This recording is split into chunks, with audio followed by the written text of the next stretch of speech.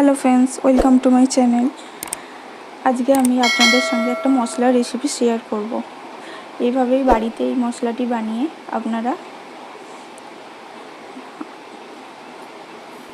আপনারা সুস্বাদু একটা বিরিয়ানি বানিয়ে ফেলতে পারবেন বাড়িতে।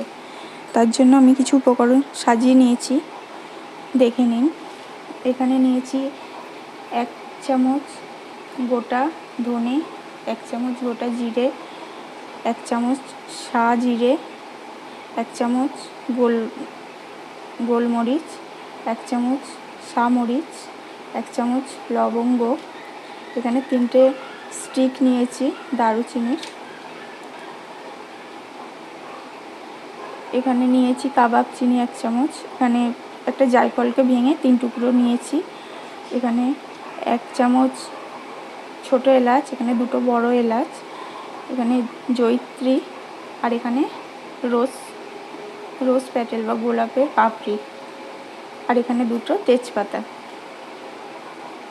এটা আমি ড্রাই রোস্ট করে নেব। গ্যাসটা আমি অন করে নিয়েছি, গ্যাসের ফ্লেমটা আমি মিডিয়াম রাখবো। এর মধ্যে দিয়ে দেব গোটা ধনে, গোটা জিরে, গোলমরিচ, শাহ জিরে,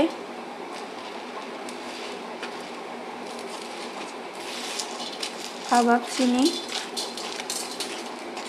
আর গোলাপের পাপড়ি।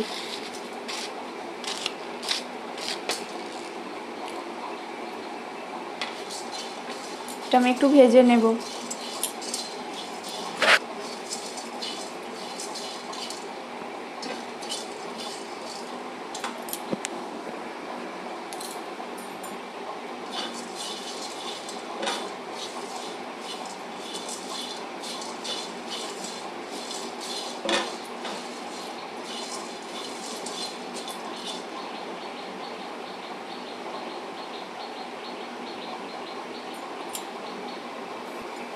প্রায় 1 মিনিটের মতো আমি ভেজে নিয়েছি, এগুলো এবার তুলে নেব।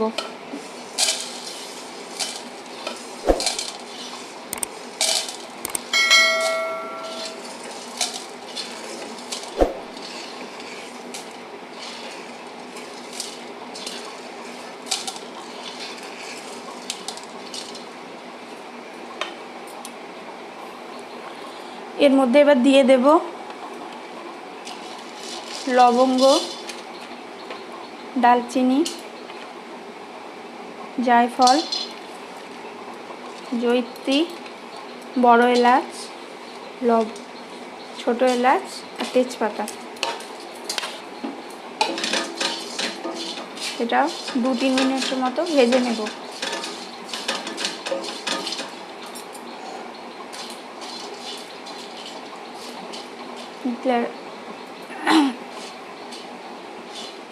গ্যাসের ফ্লেমটা আমি মিডিয়াম রেখেছি।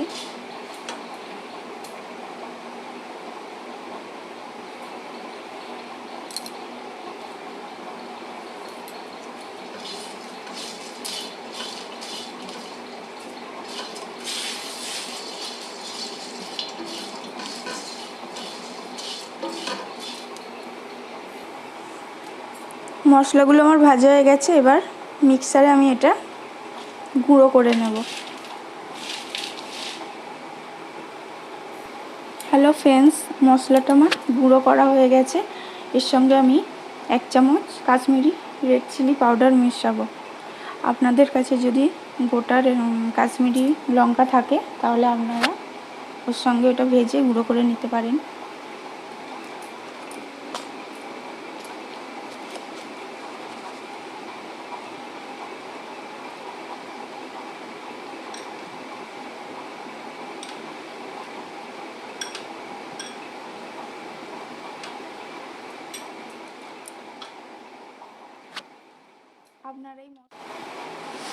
আপনারা এই মশলাটা 6 মাস 1 বছর সংরক্ষণ করতে পারবেন। আপনারা যদি এটা কাঁচের কন্টেনারে এটাকে ভরে ভালোভাবে রাখেন তাহলে 1 বছর থেকে যাবে এই মশলাটা।